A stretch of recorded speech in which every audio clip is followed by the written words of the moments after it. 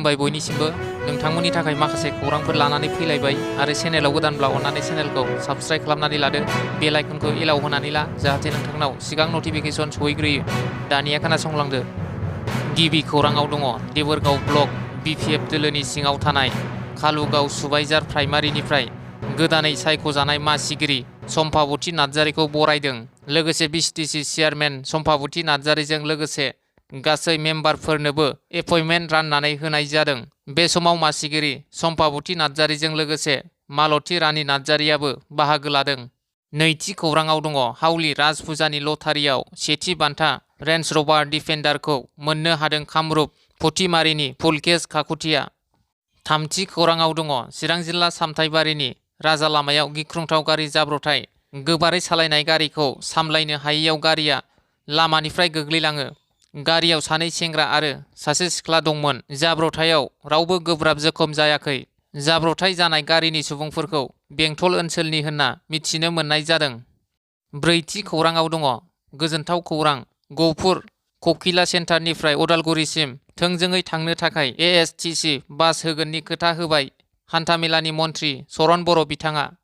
बाथि खौराङाव दङ आमलायगुरि गामिनि सानै गथ'नि बिमा रैसुमै बसुमतारिया सासे गामिनि सेंग्रा राजु बसुमतारिजों दोनखारनाय जाथाय। चिरां जिल्ला आमलायगुरि गामिनि पेरेस बसुमतारिनि अनजालि बिसिया मैया बेलासि समाव न'खराव रावबो गैयै खाबुखौ लानानै गावनि गोरबोनि अन्थाव बाथाव सानै उन्दै उन्दै गथ'फोरखौ गारनानै गामिनिनो सासे राजु बसुमतारि मुंनि सेंग्राजों मोजां मोनलायनानै बहाबा खारखुमाना दं।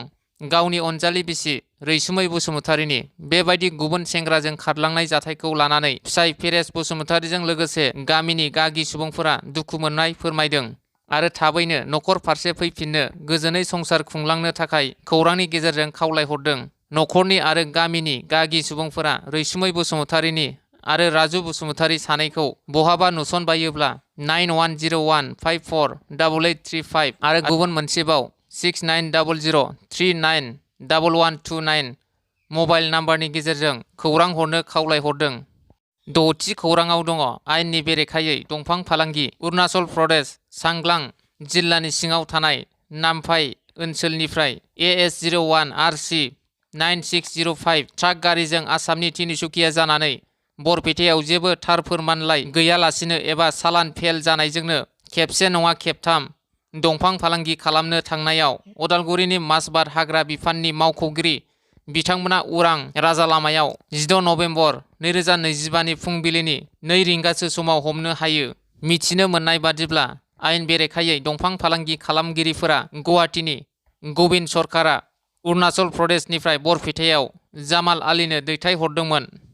स्निथि खौराङाव दङ गेलेमफुनि भारत भुटान गेटनि साखाथियाव थानाय दागगिरि सिमा आउटपस्टआव थानाय 6थि बेटेलियन SSB रानिगुलिनि जवानफोरा थांनाय 19 नभेम्बर खालि भुटाननिफ्राय भारत हादराव हाबफैनाय टाटा इन्डिग'नि गंसे गारिखौ सिग्रोमो आरो भुटाननिफ्राय लाबोनाय डिजेल हमनो हायो। गारि नायसंनाय समाव गारि सालायगिरिया रोखा फोरमायथि एबा थार फोरमानलाइ होनो हायैनि उनाव SSB हानजाया गारिखौ हमनानै लाखियो। उनाव मोजाङै नायबिजिरनायाव मिथिनो मोनोदि भुटाननिफ्राय आयेन बेरेखायै डिजेलखौ लांनो थाखाय गारिनि सिङाव मोनसे दोनखोमानाय थावनि टेंकि फसंनायखौ नुनो मोनदों। 8थि खौराङाव दङ गोदान दिल्लीयाव एबसुनि बानजायनायाव आर्टिकेल 280 आरो 6थि फारिलाइ सोदांनायनि सायाव हादरनां सेमिनार खुंदों। दुलाराय बर' फरायसा आफादनि बानजायनायाव 125थि संबिजिर बिल 2019 नि बादियै भारत संबिजिरनि आर्टिकेल 280 आरो 6थि फारिलाइखौ सोदांनायनि सायाव मोनसे हादोरारि सेमिनार कन्स्टिटिउशन क्लाब अफ इन्डिया गोदान दिल्लीयाव खुंफुंनाय जायो।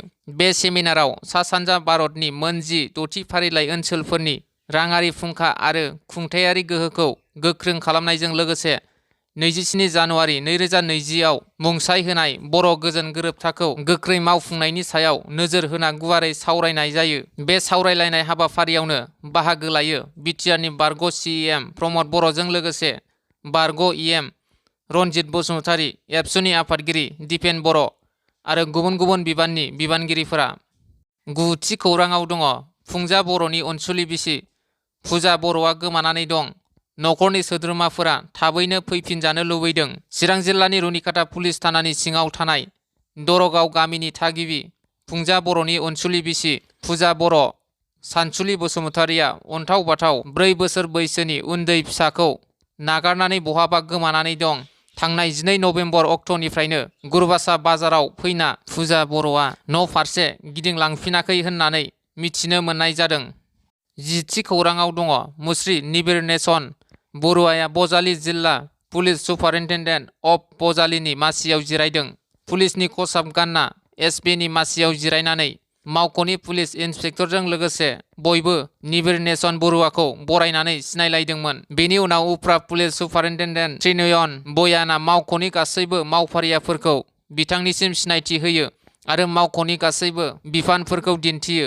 साननैसो सिगां गथ'नि जर'खा लुबैनायनि उनाव बिफा अंकुर बरुवाया गिबि मन्थ्रि डक्टर हिमन्त बिश्व शर्मानिसिम गांसे आर'ज बिलाइ गथायदोंमोन। बेनि उनाव गिबि मन्थ्रि आरो पुलिस बिथोनगिरिनि खावलायनायाव मैया बुहुमनां गथ'सा सान फालिनायाव उन्दै निबिर नेसन बरुवाया सानसेनि थाखाय बजालि पुलिसनि सुपारिन्टेन्डेन्ट जायो।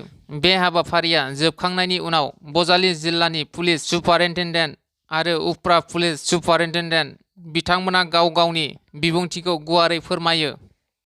11थि खौराङाव दङ बेरगावनि खाग्राबारियाव आर्यभट्ट बिगियान सेन्टारा सावगारि एरनाय, हरखाब बुंथिनाय आरो बिगियान मडेल सानखांथि बादायलायनाय हाबाफारि बानजायदों। खाग्राबारि जनता गेजेर फरायसालिनि नब्लाङाव मैया बेरगाव ब्लक लेभेलनि एक्टिभिटिज साइन्स बेस बादायनाय हाबाफारि बानजायो। बे हाबाफारिखौ बेखेवना होयो खैराबारि गुदि सोलोंथाइ खोन्दोनि मावख'गिरि बमिदर बर'आ। बेरगाव ब्लकनि सिङाव थानाय गोबां फरायसालिनि फरायसाफोरा बाहागो लानाय बिगियान बादायनायाव बेरगाव मडेल फरायसालिया बेरगाव ब्लकनि सिङाव थानाय गोबां फरायसालिनि फरायसाफोरा बाहागो लानाय बिगियान बादायनायाव बेरगाव मडेल फरायसालिया नेट इस' मडेल दिन्थिना सेथि मासिखौ, बायकुल दिन्थिना सुक्लाय मेम'रियेल हाइस्कुला नैथि मासि आरो आटेरिकाट रियाज एकाडेमिया थामथि मासिखौ लानानै उदालगुरि जिल्लानि बादायनायाव बाहागो लानो खाबु मोनो। मख'जायोदि सावगारि एरनाय आरो हरखाब बुंथिनायाव देरहासारनो हानाय फरायसाफोरा ब्लकनि जानानै जिल्लायाव बाहागो लाहैगोन।